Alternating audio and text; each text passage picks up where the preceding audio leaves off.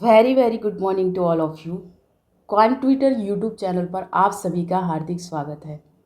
Thumbnail से आप समझ ही गए होंगे कि आज हम हिंदी के मोस्ट इम्पॉर्टेंट एमसीक्यूज़ करने वाले हैं। बहुत ही इम्पोर्टेंट वीडियो लेक्चर है, इसलिए वीडियो को अंत तक ज़रूर देखें। और जो भी इस चैनल पर नए हैं, चैनल को ज़रूर सब्सक्राइब करें, क्योंकि एमपी पटवारी से रिलेटेड ऐसे ही वीडियो आपको इस चैनल पर मिलते रहेंगे।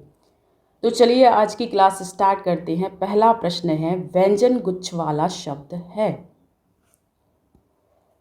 व्यंजन गुच्छ किसे कहते हैं? यदि किसी शब्द में दो या दो से अधिक व्यंजन लगातार हों और उनके बीच कोई स्वर ना हो तो उस व्यंजन समूह को व्यंजन गुच्छ कहते हैं। जैसे स्पष्ट, मत्स्य, उज्ज्वल आदि। तो यहाँ पर क्यारी व्यंजन गुच्छ वाला शब्द है। अगला प्रश्न है, किन वर्णों के उच्चारण में कम वायु तथा कम समय लगता है?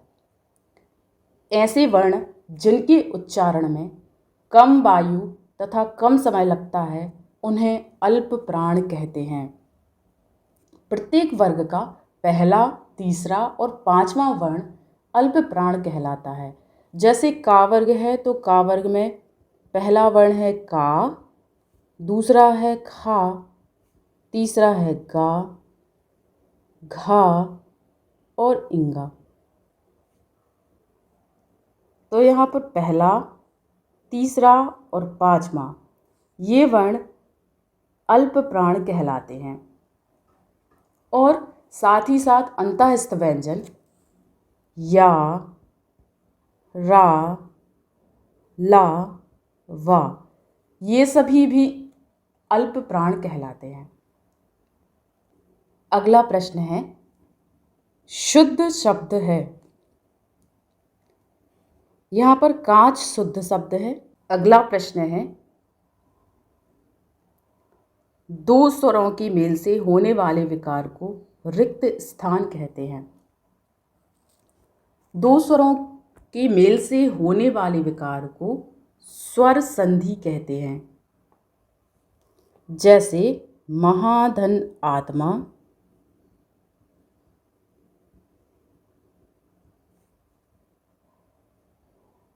यहाँ पर आ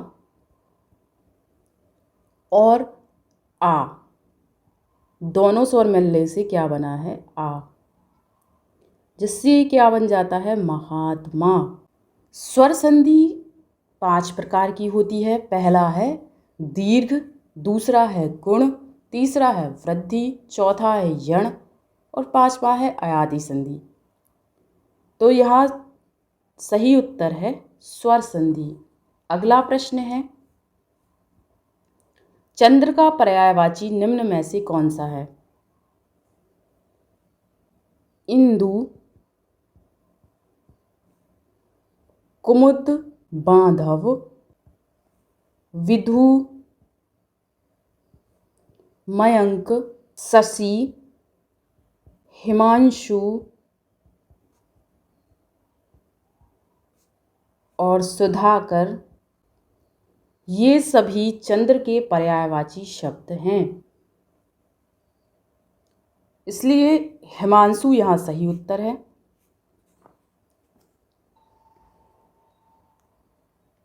अगला प्रश्न है, जो सब कुछ जानता हो उसके लिए एक शब्द निम्न में से कौन सा है? उसके लिए सर्वज्ञ कहते हैं। अगला प्रश्न है, निष्कपट का संधि विच्छेद निम्न में से कौन सा है?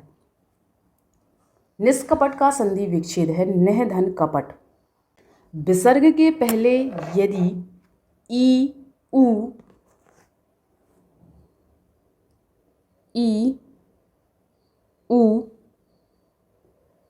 और बाद में यदि का, खा, टा, ठा, पा, फा में से कोई वर्ण हो तो विसर्ग का सा बन जाता है। इसलिए यहाँ पर निधन कपट से क्या बन गया है, निष्कपट। तो इसका सही उत्तर है थर्ड ऑप्शन। अगला प्रश्न, तीव्र का विलोम शब्द निम्न में से कौन सा है? इसका विलोम शब्द है मंद। अगला प्रश्न है, निस उपसर्ग से बना शब्द निम्न में से कौन सा है? निस उपसर्ग से बना शब्द है निश्चय। बाकी के जो विकल्प हैं, निर्वास, निर्वाह, निर्दोष, ये सभी निर उपसर्ग से बनने वाले शब्द हैं। अगला प्रश्न है, नहाया धोया शब्द में निम्न में से कौन सा समास है? जब इसका समास विग्रह करेंगे तो आएगा नहाया और धोया। जिस समास में मध्य में दो बातों को जोड़ने के लिए योजक चिन्ह का प्रयोग किया जाता है वो द्वंद्व समास कहलाता है। और जहाँ पर विग्रह करने पर दोनों पदों के बीच या, अथवा, एवं, और का प्रयोग होता है वहाँ द्वंद्व समास होता है। तो यहाँ पर द्वंद्व समास है। अगला प्रश्न है, भिक्षा का शुद्ध रूप निम्न में से कौन सा है? इसका शुद्ध रूप है भिक्षा। अगला प्रश्न है, द्वंद्व का शुद्ध रूप निम्न में से कौन सा है? इसका शुद्ध रूप है द्वंद्व। अगला प्रश्न, रौद्र रस का स्थायी भाव इनमें से कौन सा है? इसका स्थायी भाव है क्रोध। हास रस का स्थायी भाव है, शोक करुण रस का स्थायी भाव है, और रति श्रृंगार रस का स्थायी भाव है। अगला प्रश्न है, मुदित महीपति मंदिर आए, सेवक सचिव सुमंत्र बुलाए, कौन सा अलंकार है? सही विकल्प चुनिए। यहाँ पहले पद में माँ वर्ण की आवृत्ति हुई है और दूसरे में सा वर्ण की आवृत्ति हुई है, इसलिए यहाँ अनुप्रास अलंकार है। अगला प्रश्न, जिसके समान कोई दूसरा ना हो, इसके लिए एक शब्द में क्या कहेंगे? अद्वितीय।